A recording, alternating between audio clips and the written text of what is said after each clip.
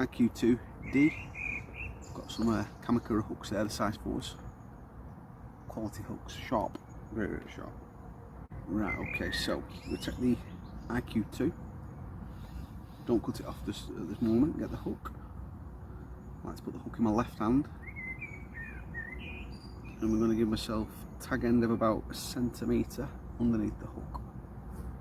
And then I'm going to create a loop underneath there. So I've now got a loop and the tag end sticking out. And what I want to do is turn the hoop over the tag end and round the hook.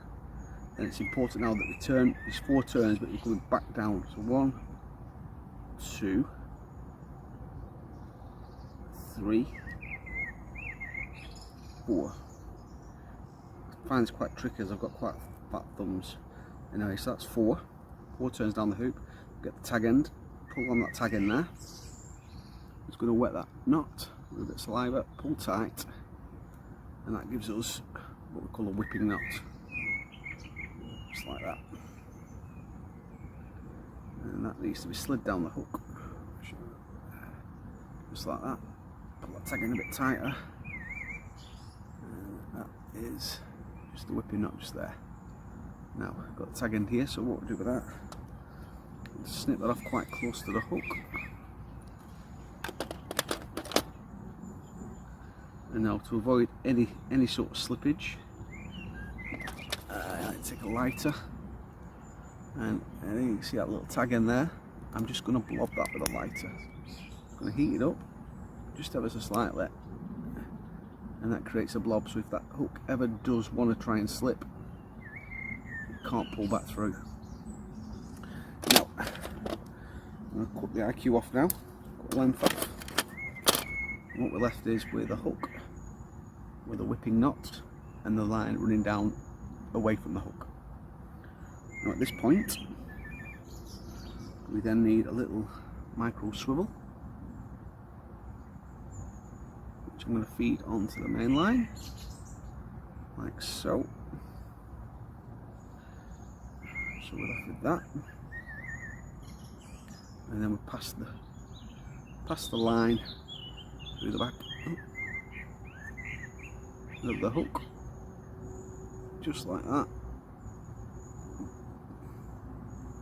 and we pull it through, and that then creates the D section, which is obviously where it gets its name from. We can manipulate that a little bit, it's fluorocarbon, so we'll just give it a bit of a turn like that, and then what we're going to do is secure that in place with the knotless knot. So we're just going to go, make sure you go on the solid piece of hook, so it's 1, 2, 3, 4, 5, 6, 7. I always like 8 turns because I'm a sucker for odd numbers, I hate them. It's always 8 turns for me. And then the line goes back through the back of the hook.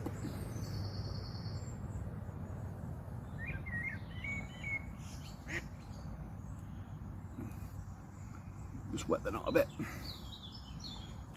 And then that's what you're left with. Right, okay, so now the next stage, I'm just going to get a medium sized sinker.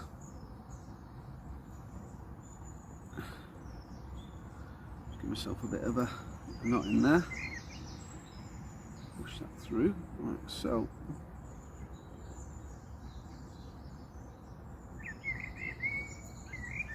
I'm just going to get the sinker on the line. Sinker goes on. Should I get the right end? That's the end I need. Pull that through. So that. Sinker goes down the line. Got a bit of moisture on it. It's going to be set halfway in my rig, so probably about there, roughly. That's my sinker. And the next stage, so the sinker's in place. I then get a anti-tangle sleeve, slip it on the line. I'm going to create a figure of 8 loop. So we get the loop there, and then what we do to create that, we put it round underneath, and then back through the hoop, just like that.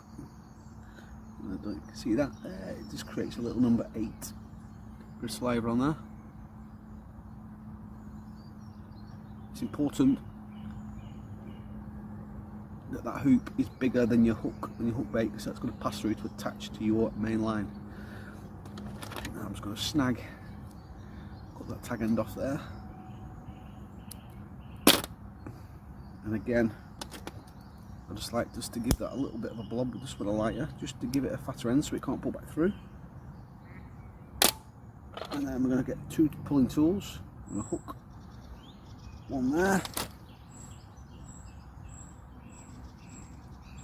one onto there, and we're going to give that a real good pull. And that's solid, absolute solid.